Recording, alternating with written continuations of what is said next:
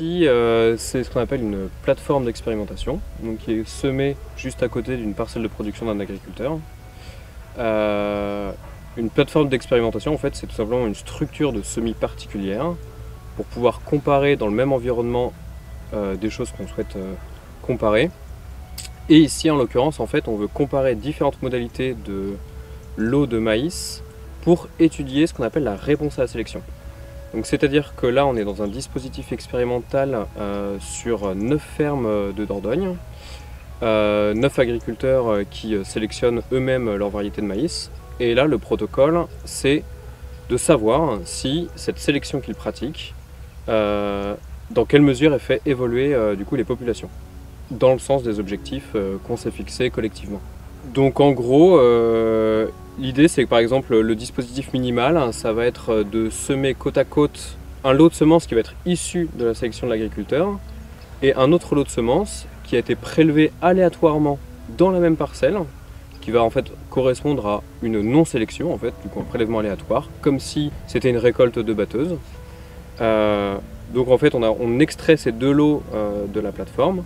enfin d'une parcelle normale en fait de production de semences et de sélection, et on vient les semer côte à côte en fait dans les plateformes d'expérimentation. Donc là c'est une grosse plateforme d'expérimentation. Il y a 23 modalités qui sont comparées et il y a 2 répétitions par modalité. Donc là en ce moment ce qu'on fait, on est au stade de la récolte. On a eu des premières mesures au stade de la floraison pour étudier les dynamiques de floraison des maïs et donc comparer les différentes variétés et modalités de sélection sur ce caractère floraison et précocité, qui est un caractère d'importance agronomique majeur. Et donc là on est au stade récolte. Donc là pour le moment on note que certains critères, notamment par exemple voir si les pieds ont des doubles épis, des simples épis, des absences d'épis, des épis avec différentes maladies comme le charbon. On récolte tout ça, on met ça dans des sacs et en fait à la fin de l'hiver, une fois que le grain sera sec, on pourra faire des mesures d'estimation de rendement en fait,